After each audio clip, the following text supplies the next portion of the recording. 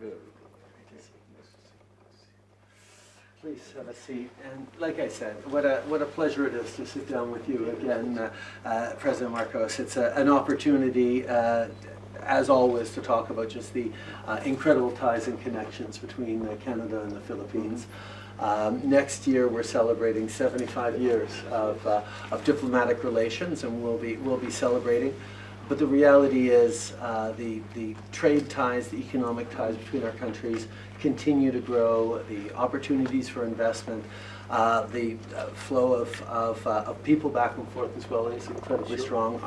The Filipino-Canadian diaspora is incredibly important to all of us, and they're vibrant and contributing tremendous amounts to our country.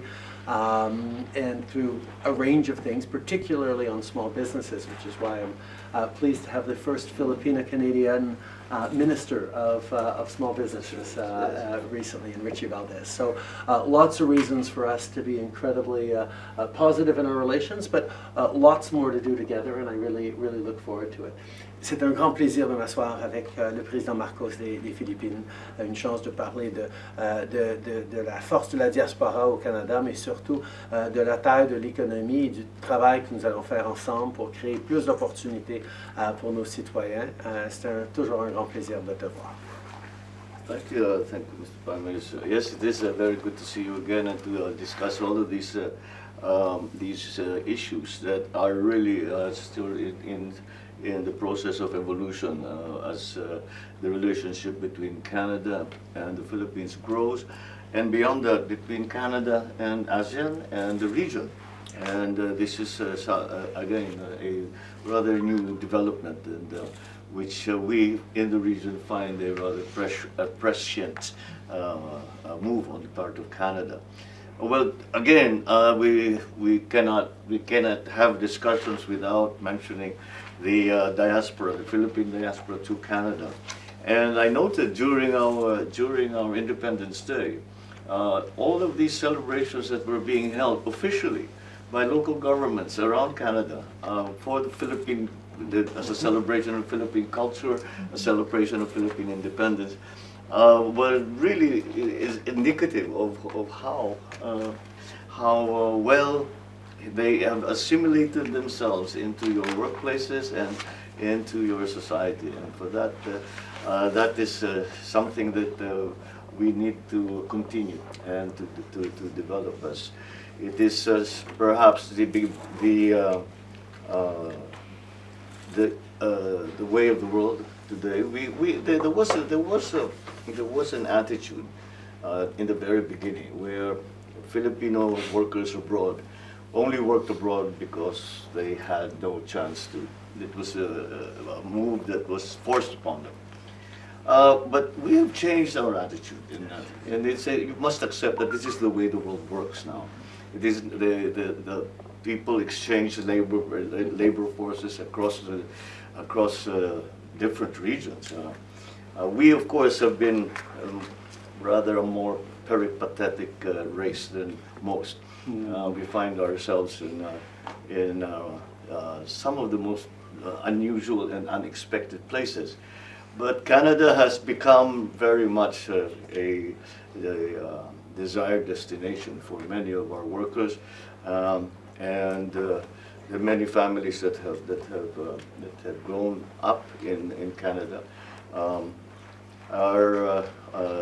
have always are unanimous in their praise for the way that the Canadian society has been open and warm and hospitable to them. And we would like to return the favor, and we would like very much to promote this increased relations between our two countries. I believe that, again, your shift in terms of outlook towards Asia-Pacific, Indo-Pacific now, is significant, and shows really where how the economies are evolving. Again, the partnerships have become so important, and I hope that I cannot see.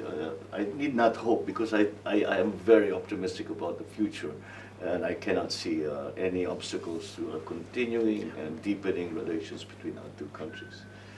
Well, you talk about the way of the world. I was in a wonderful celebration for Filipino independence, a big street parade. It was so much fun. But the thing that is perhaps different than many other places where the Filipino community is strong around the world is they're full Canadians as well as being proud Filipinos, and being able to be Canadian and Filipino and have no contradiction between that, and still keep all the ties to the old country, all the connections, all the pride and identity, and have that added to all of Canada is a wonderful thing for us. Well, I think I have a little story that will validate that. Is that I was in Vancouver a while back with some Filipino friends, and we were just talking, and they said, "Oh, we have this friend, we have that friend." Oh, and so you're a group, you're a Filipino, you're Chinese. He says, "No, we're Canadian." Yeah. So that I think is just goes to show how deep that relation is, and how much appreciated it is by our Filipino nationals to be in Canada. Now with beyond the people-to-people relationship, there are so many developments going on, as we have discussed before, that really require the attention of everyone. We'll dig into those as soon as we say bye to our friends. Merci beaucoup tout le monde.